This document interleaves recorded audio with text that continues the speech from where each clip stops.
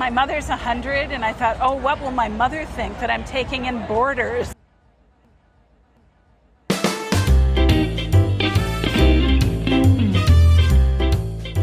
Hello, hosts and travelers. Welcome to the podcast Hosting Your Home. Each week, around the world, millions of guests stay in other people's homes using the Airbnb platform. Debbie Herder looks for stories that come from these connections.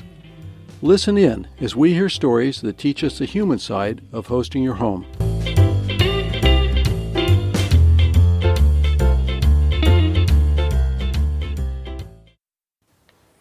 Hi, this is Debbie at Hosting Your Home. Welcome back for another episode. And today we're going to be interviewing 3 more people from the Airbnb Open from last November 2016. June Stoddard, who as a widow of 14 years, after her daughters went to college, she continued living in the same house just a few blocks from the beach. And she got lonely, so she started renting on Airbnb. We'll hear her story. We'll also hear from Diane Sherry Casey, who is an actress and a director who directs a TV series based on her experiences with Airbnb. Well, maybe not exactly her experiences, but sort of. The name of her series is called House Poor, which you may have seen. You can find it on Amazon Prime. And then next and last, we'll be hearing from Miranda Love, who comes from Alabama. You can tell by her accent. And it's very charming, by the way. And she lives in Boise. She rents a house with 2 bedrooms and a bathroom. And she's a fairly new Airbnb host, but has a lot of passion for what she's doing, as you will hear. So I hope you enjoy this, and I'll be back afterwards to just wrap things up.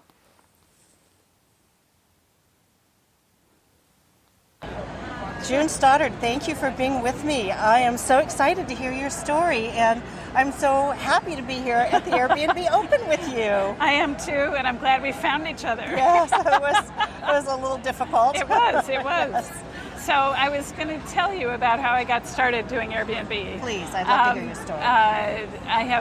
I'm a widow of 14 years. My husband died of cancer. I have a boyfriend, but I don't think we're ever going to live together. So I've been living in a house since my daughters went to college for, I was living there for about 2.5 years by myself and getting kind of lonely because, and I needed money. And where's here? Where do you live? Santa Monica. Santa Monica. California, okay. 6 blocks from the beach. Oh, wonderful. So I decided to do Airbnb. I was a little bit nervous about it because I thought in Santa Monica it was home sharing. It had to be people in my home. I'm a single woman. I was a little nervous about that. And my mother's 100, and I thought, oh, what will my mother think that I'm taking in boarders or something? So I had all these judgments going on in my head. And I started doing it, and it's made me so happy. It's like traveling the world without leaving home. So you're having people in your home? Yes. It's a bedroom in my house and a bathroom on the first floor. My twin daughters went to college, very expensive East Coast liberal arts college. And as a single working mother, it was important for me to bring in whatever I could. So essentially, I got paid to be a mom. Oh, that's fabulous. And because I've been a single mom since my husband died, I'm like a fierce mother, protector, and it's made me a good host. Mm-hmm. And but in the beginning, I had a couple of situations that weren't great, so all of those helped me create the rules. And I've stuck to the rules, and it told people right up front what was okay and what wasn't okay, and the wrong people do not book me. I am colorblind. I accept everybody who comes who sticks within my rules. Excellent. And it's been very, so the one thing I brought with me was my bed and breakfast guest book. And because I've stayed at B&B's all my life, and I love writing in the guest book. So I've had people draw pictures. The first people were from Japan. I've I really feel like I've changed people's lives and they've changed mine. I'm trying to think of a specific story. I had one couple come from Switzerland and they ended their 9-month trip around the world with me for a week, and they'd run out of money and they had no car, and so I was trying to help them wherever I could, and I ended up driving them to Malibu and like searching for movie stars. And they didn't see anyone, but I did. But what has been fascinating is how other people's lifestyles and other people's way of traveling and other countries' way of allowing people to have a lot of vacation. It's made me look at how our country is with vacation and businesses are with vacation. Some countries people can take 9 months away and come back to the same job. In Switzerland, they can do that. In Australia, people after working 10 years can take 3 months off. I'm like, it's kind of shocking to learn all that. Not like the U.S. And the main thing I've learned that I think is benefiting me now that my daughters have actually moved home, so my Airbnb is closed down for a little bit, but is boundaries. I've really learned how to let people have their independence, to provide them with all their needs, but not hover over them, to give them their space. And that's been critically important. And like I've had people come and say, do I have a curfew? And I'm like, no, you don't have a curfew. You can go out as late as you like and, just come back when you want. But I tell people where to party, and it's not in my house late at night. If they want to party, they can go down to Main Street in Santa Monica and be out till 2 in-the-morning. But I'm just trying to think of profound moments. I had one moment with a couple who I was an actress for 20 years, and this couple from England stayed with me. And just as they were leaving, I happened to mention that my boyfriend is an actor who does a one-man show, and he performed in England, and the actor Mark Rylance came to see it in England. And they said, Mark Rylance, our son-in-law, our son married his sister. Oh my goodness. So I've had a couple of these moments where we know people in common, and the world gets much smaller.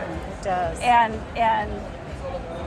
And a lot of people after this election have reached out to me, people who stayed with me are worried about me, and that's been quite moving. To have total strangers worried about me from across the country. I have a pen pal from Germany who emails me regularly and wants me to visit, and so it's been really fun. May I ask you a question? Sure.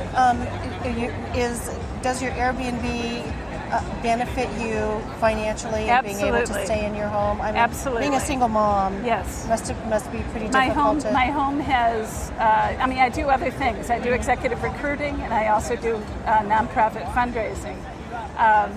And having to phase out the Airbnb with my daughters moving home has been difficult. So I've had to kick up all my other work. But Airbnb has brought in about $3,000 a month. And so it's about $1,000 over what it costs me to run the house. So I'm definitely the house has been overpaying for itself. Yeah, wonderful. And it's been a wonderful experience. And what I love about Santa Monica and what they did with the home sharing law is that it really benefits people like me. So I won't get into more of the politics of Airbnb. I'm trying to remember, is Santa Monica one of the places that requires you to be permitted and then also requires that you live in the property 9 months a year? I see. Okay, that's great. And it can't be vacation rental. You have to be on site. Yes. Okay. So a lot of people were pissed off about that, but I kind of like it. Yeah. It's benefited It makes me. sense. Yeah. Thank you very much. You're very welcome. I appreciate meeting you, and I appreciate hearing your story. And I'm happy to tell you more. I've been booked solid for a year and a half. Have you every really? single night. Because I'm 6 blocks from the beach and 20 minutes from the airport. And you must have a really lovely place too. We'll have to look at it. It'll be in the show notes. Yes. Wonderful. So thank you. Yes. So I'm going to go ahead and stop it now. start recording here now. So I just wanted to tell you're probably used to this kind of thing because Yes, you do movies. I was an actor. Yes. Okay, good. Diane, Sherry Case, thank you for joining me. Thank you. I hope you're having a good time at the Open. I am. It's a lot of fun. People are very open to talking about, Everything, and interested right? in the series. Yeah. So that's oh, exciting. good. Yeah. So you're getting information, or you're getting feedback on your show, right? Yeah, and So- I'm also promoting it. Go right ahead. Thank you. So can you just tell us a little bit about your show and how to find it and how to find you? Well, I developed it because I was renting rooms myself, and it's about an empty nester who's dating like crazy, but she doesn't have any money, so she decides to rent rooms. And all sorts of wacky millennials come, and some of them drive her crazy, and some of them she starts loving. And it's on Amazon Prime, and it's also going to be on a station called Reverie. And the name of it is House Poor. House Poor. That's great. And you are also an Airbnb host? I am. Can you tell us a little bit about how you host? Well, I try to get people that I know will get along with me, because I usually host for not less than a month. I don't like to have people coming in and out. Mm-hmm. So I try to find people that I know I'm going to get along with. And it's funny because the series kind of represents this. At first I thought I'd have only people with like spiritual hippies, that were doing yoga and raw food cooking and energy healing, because I knew they wouldn't steal. And then I realized that anybody that comes from Australia to study energy healing is at a crisis in their life. And I got some wacky people. So now I mostly rent to businesswomen. I have a professor staying there now, a law professor. And your Airbnb is in Santa Monica? Uh-huh. And are you close to the beach? I'm 20 blocks from the beach. Okay. But the best thing about my house is it's in the best neighborhood in Santa Monica. It's a movie star neighborhood with 4 or 5 $7 million houses. Oh, awesome. So there's lots of trees, there's lots of walking. You can walk to the bluffs overlooking the ocean. And a real high quality experience probably too. And it's a beautiful house, and there's everything on Montana that you can walk to eat. To go to this there's a grocery store on the corner, which is really weird because it's a real kind of suburban residential area, but it's a little neighborhood grocery store that's real cute. And then there's all sorts of hair salons, everything you would want on great. Montana Avenue within walking distance, including a little library. So what is one of your most outstanding Airbnb experiences? It's so nice. Sometimes I rent 2 rooms, and it's so lovely when they get along. And like the people that I had last, they were both professors, women, and we went out to dinner several times, and it's just so lovely when people meet. I've hosted from 10 different countries, I think. So how long have you been hosting? I don't know. I think about 4 years. How long has Airbnb been here? Since, they dreamed it up in 2008, and I think it actually came to my attention in late 2009. Yeah. So, I might have been doing it ever since my kid left home. So that's 4 years ago. Okay, all right. My last kid. So I feel silly living in a 5-bedroom house by myself. I feel almost selfish. It's a lovely house with a pool and a lovely garden. So that's a great way to share, isn't it? Yeah. And I've had really, on the whole, really good experiences. There's been a couple of really funny ones. One woman, we had, the cat got fleas once 4 years ago, and so she insisted on me doing it organically. And I spent 2 or 3 days on the phone trying to find out how to get rid of fleas organically, and it takes 6 months. Meanwhile, they lay 40,000 eggs a day. So I couldn't do it organically. I finally had to say, listen, you're just going to have to deal with the chemicals. I'm sorry. So I don't like it when people come in and try to run the house, but that's... So you share your kitchen and... Yes, and the common spaces, basically. Mm-hmm. Most people stick to the bedroom, but they use the pool area a lot because there's tables out there you can study and everything, and as you know, SoCal is usually pretty warm. And they use the TV area in the den. And my office and my bedroom are upstairs, so nobody bothers me. And It's a lovely experience. I don't do it all that much, but I do it when I need the money and when I'm in the mood and when somebody comes along that seems just right. so do you turn your listing off then at certain times? Sometimes I turn it off. Okay. And I don't rent to guys because I'm in the house. And that would make me uncomfortable. I hope that's legal. I'm sure it is. Yeah, if you're the homeowner. I know other women who do that too. Yeah. I think I checked on it once. So the inspiration for the movie was from some of your own experiences with hosting? Not really. It's all fiction. But there's truth there's truth in the emotions of it and in the reality of it, but they're not true stories. I made up the characters. And so it's true that I had experiences. They weren't specifically these ones, but they. Is it filmed in your home? Yes. Oh, cool. Yeah. Yeah, so you That can is see pretty. my home. Yes. You can see my home. Oh, that's neat. Yeah. And the actors and actresses are probably all your friends, right? Yeah, most of them were friends. There's a YouTube star that's in there that I didn't know ahead of time, but he's a lot of fun. There's the one actress that I hadn't known. She has tons of credits. It's all Screen Actors Guild and Directors Guild. It's all very professionally done. And it's a pilot. The three of them together make a pilot, and I hope to sell it to a major network. Great. And I'd like to partner with Airbnb, so I'm looking for people to talk to here. What would you like for our podcast audience to know about you? Basically, I'd like them to watch House Poor on Amazon Prime. All right. That's great. Thank you. And visit my listing, which is called Best Neighborhood in Santa Monica. Good. I think. And we'll have nicest neighborhood in Santa Monica. We'll have a link to that in the show notes too. Oh, great. So great. Thank you you very so much. much, Debbie. It was fun. So hi Miranda. Hi, Thank you how for are you? being here. Thank you. So can you tell us a little bit about where you're from and what you do? Well, I am, you might notice my southern drawl I hear a little that. bit. So I am from Alabama and or LA, lower Alabama. We're not the exact same LA that we're at here, but I host out of Boise, Idaho is where I am, I'm an Idaho gal now. So you're living in Idaho. Mhm. Okay. Yes, ma'am. Okay. And tell us about your hosting experience.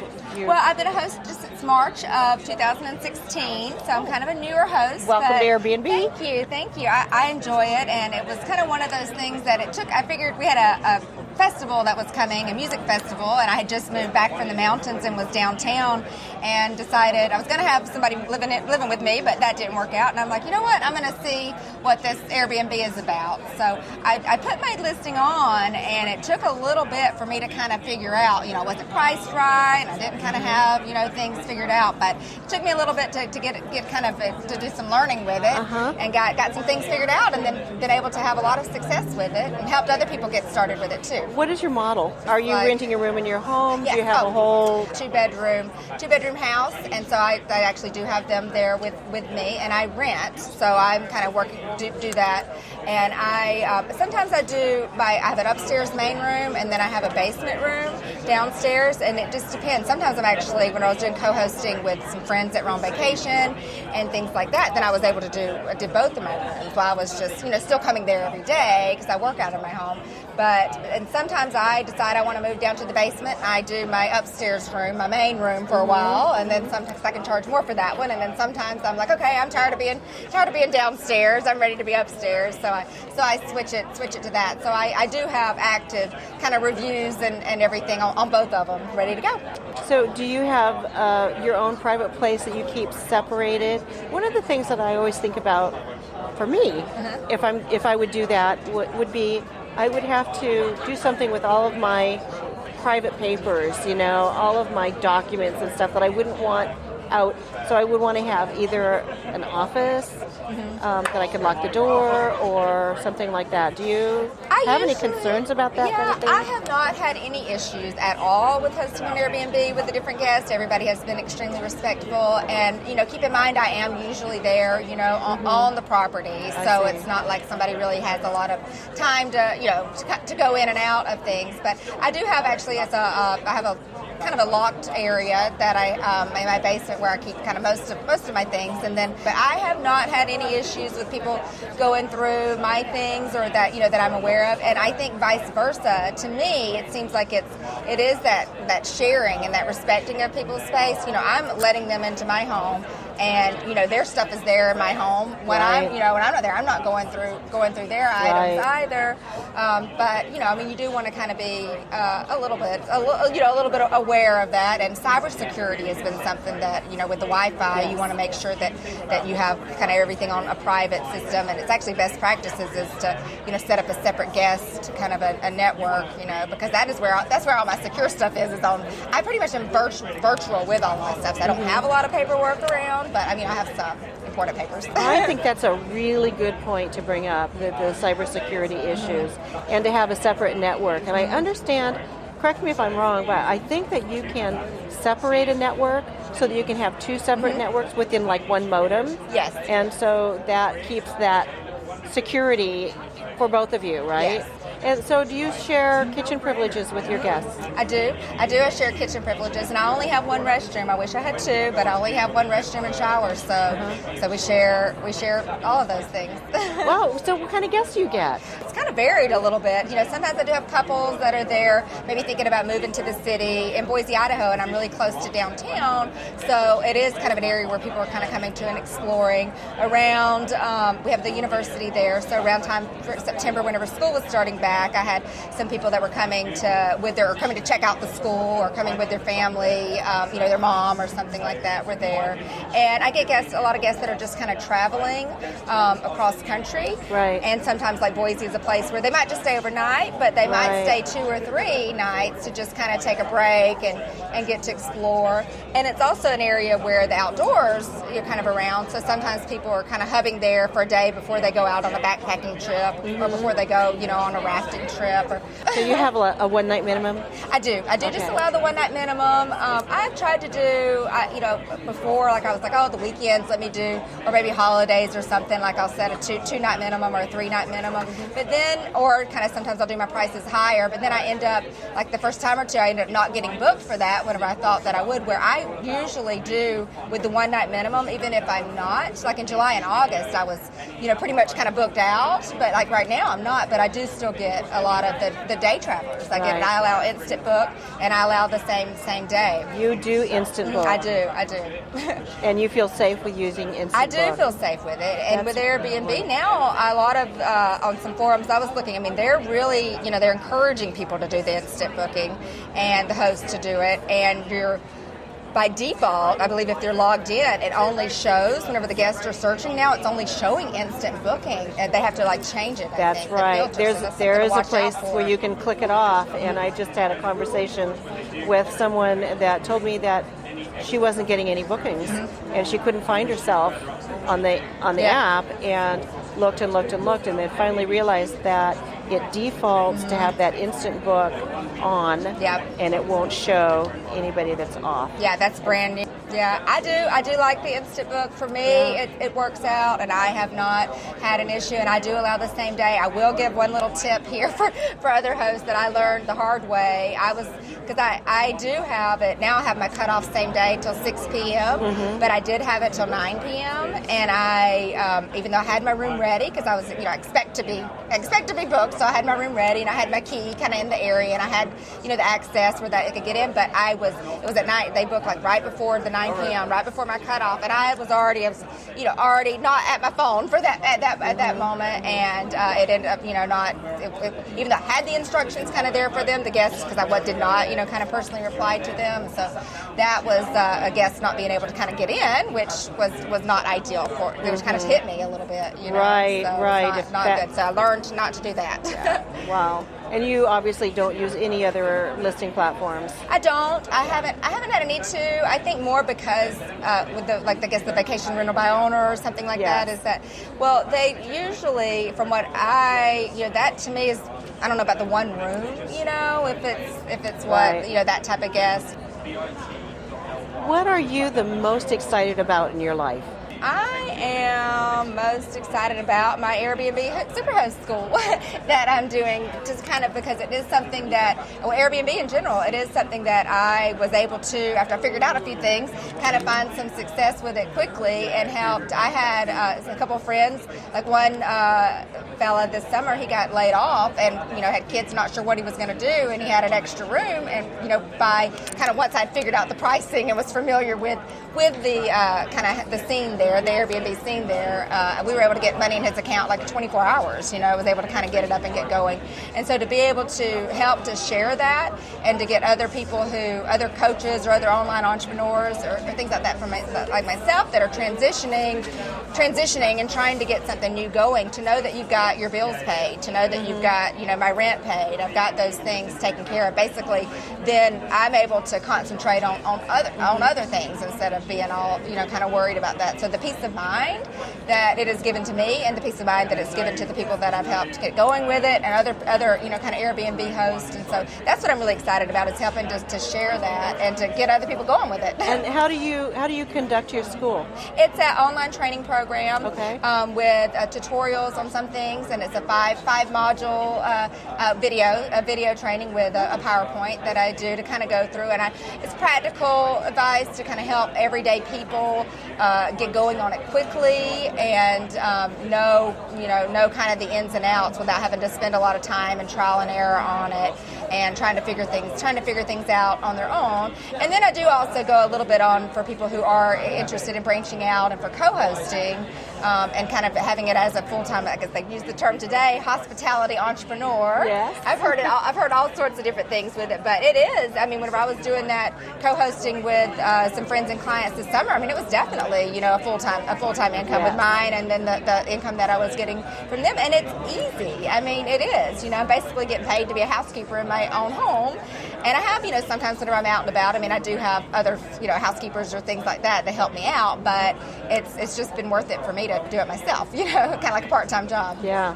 So I'm excited about that, about helping other people, helping to spread the good word about Airbnb, and helping other people be able to make money quickly with it and give them the peace of mind. And have you launched your Superhost program? It is available right now. It is. I just took the first beta students through, and so that's kind of the process that I'm going through with it right now. But it is.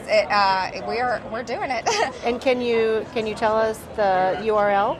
It's AirbnbSuperhostSchool.com. Okay. All right. I decided to name it that. I know a lot of people that aren't familiar with Airbnb might not know about the Superhost kind of status, but I think it is something that has practical advice, and I know that a lot of people might be intimidated or might have heard of Airbnb but don't really know exactly what it is, and not really sure of the ins and outs. And so I think that it's something that to be able to give everyday people, be able to do it, better, easier, faster, and give them and it's business and about taxes and everything like that. Very to make sure that they're doing it on the up and up. So. Well, I will check that out. That's well, good. Excellent. Well, thank you. Yeah, I'm excited about it.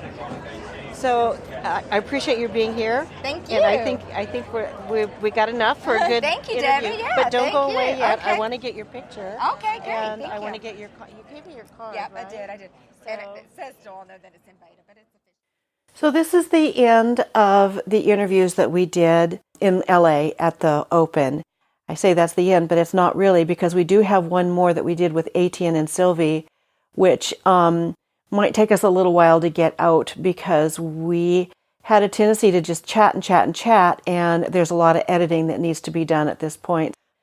Also, if you are interested in seeing pictures of the hosts that we interviewed or looking up their properties, then of course you can go to our website at hostingyourhome.com. And if you want to download the podcast from there, you can certainly do that, or you can go to the program of your choice, however you listen to your podcasts, iTunes or Stitcher or Google Play or whatever that might be. We also have a Facebook page, which you may have heard of by the name Hosting Your Home. So if you go onto your Facebook page and you just go into the search at the top, you can search Hosting Your Home and you'll find us. The page itself is public.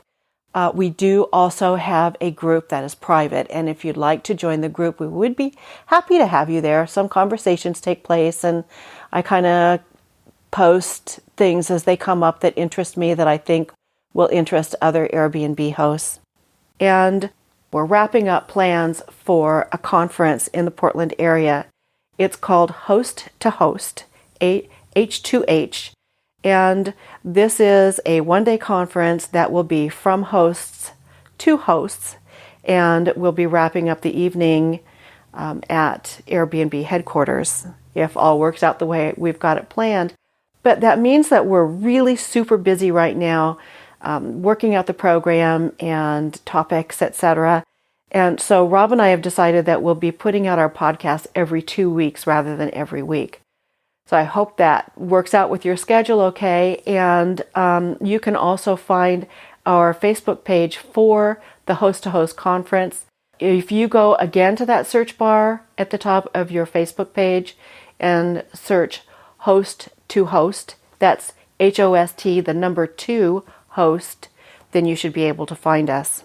All right, that wraps up our program for this week. Thank you so much for listening. We do appreciate it. Take care. Bye-bye.